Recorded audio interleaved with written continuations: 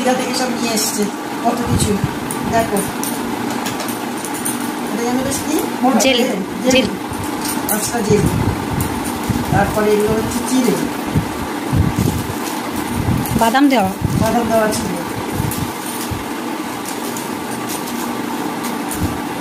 তারপরে আছে আর কি হালুয়া, সন্দেশ, কাজুর সন্দেশ।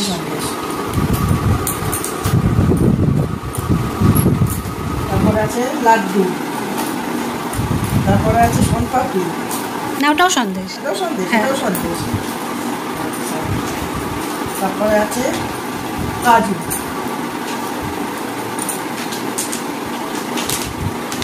কাজু, আখরোট।